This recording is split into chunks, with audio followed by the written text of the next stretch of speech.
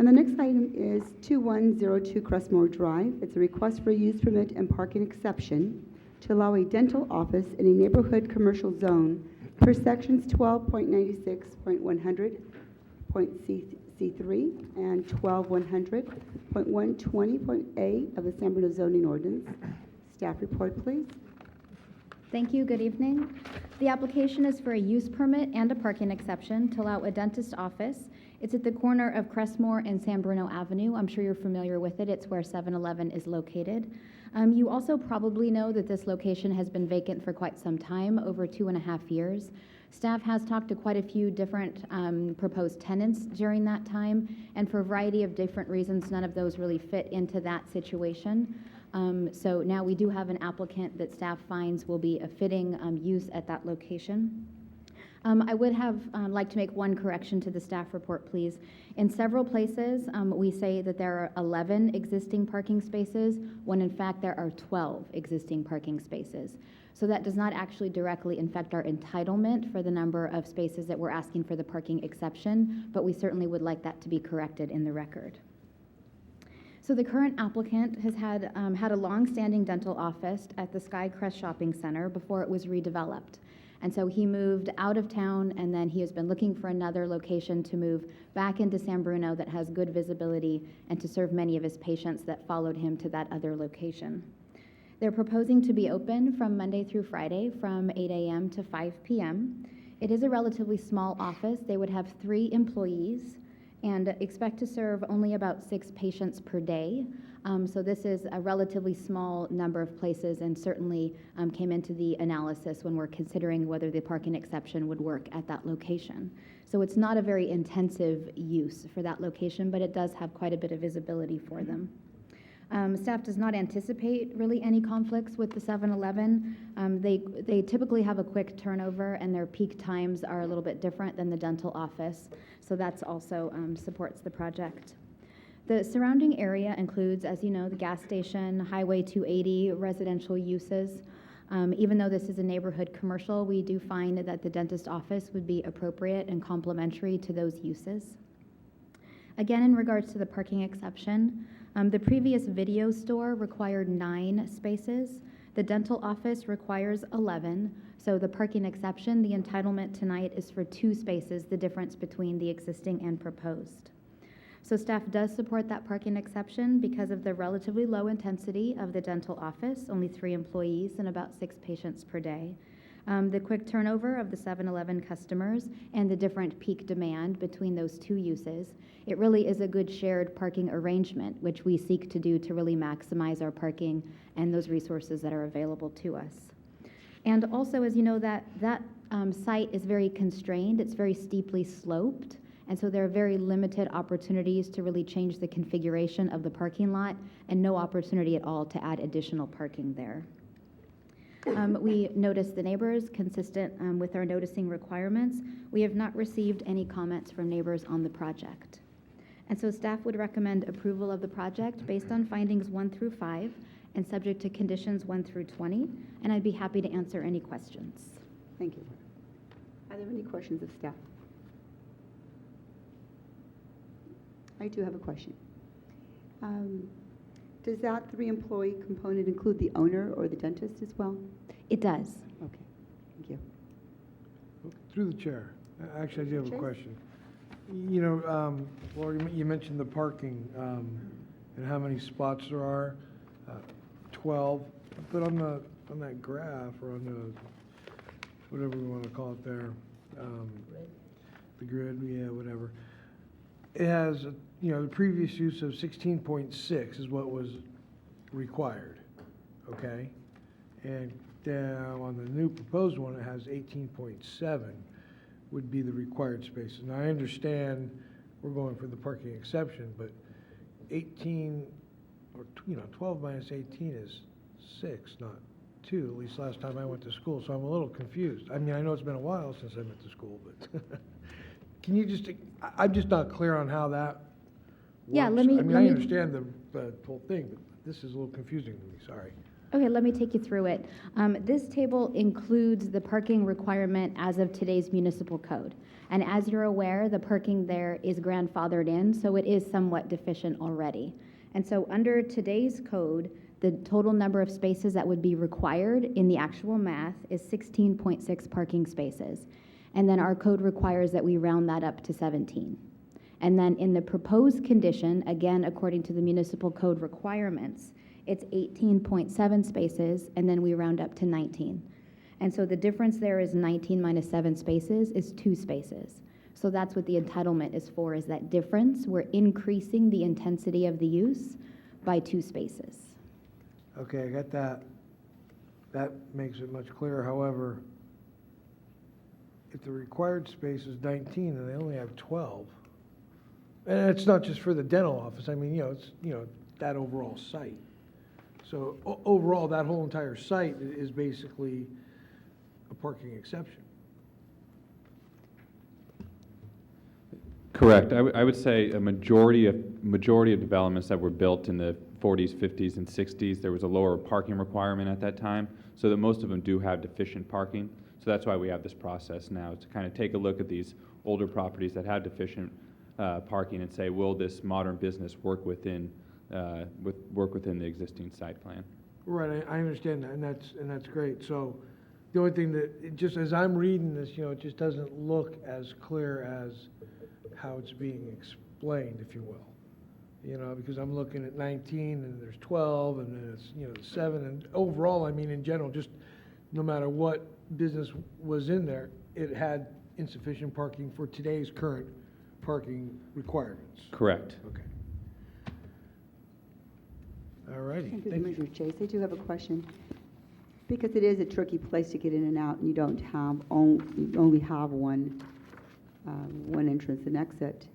And I know that you can't make a request or requirement to park on the street. And it is a steep hill. And if we are going to, if it is going to be recommended to use up that space, it's going to be tricky to get people in and out. And so I guess this is a question for the applicant as well, but parking heading down the hill, I don't recall, I was up there, but I don't recall, there was curb parking, and it's not utilized. I mean, it's vacant almost all the time. I pass by there daily. So is that something that could be painted out, that it would be for commercial use? Is there any consideration of being creative around that? In terms of the street parking? Mm-hmm. Yeah, typically we don't restrict anything for commercial use, and if it does, it goes through the Traffic and Safety and Parking Committee, TSPC, and then they make recommendations to the City Council, but usually it's just open for public parking. Since it seems that no one from the residential area is parking there, if the parking lot was full, it could be used by a customer if they needed to. Although it's tricky to make that turn, when you're driving up that hill, Mm-hmm. you have to make a U-turn at one point, and it does create a danger point. Maybe it's premature to be having this conversation in advance of having the commission discussion at the end of this. Maybe I'll hold those questions until the end. Okay, thank you.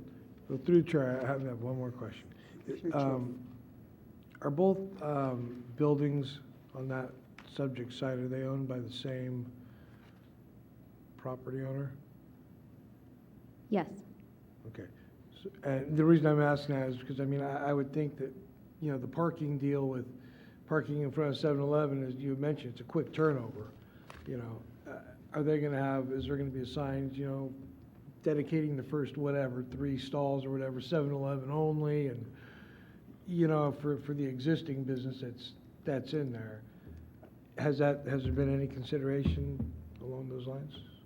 Or did I just miss it in the staff report? We have not discussed that option. Okay. And through the chair, we typically leave that up to the building owner to designate spaces if they want to designate spaces. But if the planning commission wanted to put some type of restriction on the site to say, spots 9, 10, and 11 are required for the dental to be painted that way, you could also put some type of condition. It's not that I want to put a restriction on it. And that's why I was asking if the subject properties were owned by the same, by the same owner. That way I can figure, I mean, they'll hopefully be able to figure that out. But if there were two different owners of the buildings, you know, then it might, you know, be in our best interest at that point in time to look at doing something as you just spoke about, Aaron, but thank you. Thank you. There are no other questions. We'll open up to public hearing. And is there anyone, oh, excuse me, the applicant, if you can please step forward and give us an overview of your project. Good evening. My name is Alan William Kuhn, architect. The staff did an excellent job in presenting the project. The only thing that I'd like to add is that there are no proposed external structural changes to the building, so the building's square footage remains the same. And I think Mr. Chase was suggesting that there was multiple buildings on the site. It's actually one building with a partition that pretty much splits the building in half. And and again, your question was answered. It's all under one ownership. Mr. Berryman owns that entire property. So if you have any questions, I'd be happy to answer them. Dr. Parsons is also here if you have any questions regarding his practice. Through the chair. Just Commissioner one, Marshall? maybe it's a stupid question, but on the staff report, it says they plan on seeing 3 patients a day, 6. Yes. or even 6, but there's 4 chairs in there. I mean, why do we need 4 chairs for 3 patients a day? Well, the operatories you're speaking of Yeah. have different functions. There might be one that's closer to the X-ray equipment. There's one that's closer to the sanitation equipment.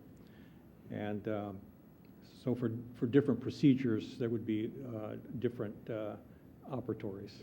Okay, because I'm all for businesses trying to grow, and every business should be trying to grow. So would there be a provision if 2 years from now, a second dentist got hired to come in there and the business got busier and the parking became a problem? I can't respond to that. I just don't like it when people, I mean, when a business comes in and says, we're only going to do so much business, because we all want to do more business. I want to do more business too. So to base our findings and facts on seeing 3 to 6 patients a day, I think should be stricken from the staff report unless we can review it if they see more than, that many patients a day. Through the Commissioner chair. Marshall, am I hearing you say that you don't want to restrict? No, I the don't want to business see it. owner? I mean, I think in the staff report, we shouldn't be putting that they're only going to see so many patients a day, because if they increase their business, yeah. And typically it comes from the application Right. where it comes through, so Well, staff, Bruno- if you can address that. I please. forget what it said, 6 or what? Yeah, it said 6, and you're right. 6, I mean, it still. shouldn't be something that you base your findings on. It actually wasn't included in the findings for approval, and that's the reason we didn't include in the findings for approval. It was just more of a matter of fact. It related to the current business operation. But you're right, I mean, if they expand, I mean, Right, I don't want another to dentist. have to come back. Maybe we should add a new or put in the findings of fact that the 6 patients a day was not part of our conclusion or something like that. I think that could just be, we'll reflect it in the minutes, and it's already not going to be included in your findings for approval, so it won't be any part of the legal record. The staff report is for informational purposes as well as the minutes. Okay, thank you. Thank know, you. through the Commissioner chair. Chase? I mean, it does say, it starts off with on average. I mean, so right there, you're pretty much giving a disclaimer as to, that's the average. The average is the average. It could be 8, it could be 4. Then you have an average of, what, 6. So, I think we're kind of covered there myself. Okay. You like the math I'm doing? I'm sorry. I'm done, thank you. Thank you, Commissioner Chase. Are there any other questions? Hearing none, thank you, sir. We'll now open it to anyone else in the public who wishes to speak on this project. Hearing none, we'll close the public hearing and bring it back to commission discussion. There are no further questions. Is there a motion? Yeah, through the chair, I will make a motion that we approve use permit 09-026 and the parking exception 09-005 based on findings of fact 1 through 5. Conditions of approval 1 through 20 with the minutes to reflect the conversation we had about the average people that are being in attendance at the dental office per day, correct? Second. Thank you. Thank you. It's been moved in second. Is there, all those in favor? Aye. Aye. Opposed? Motion carried. And there is also a 10-day appeal process on this project. Thank you.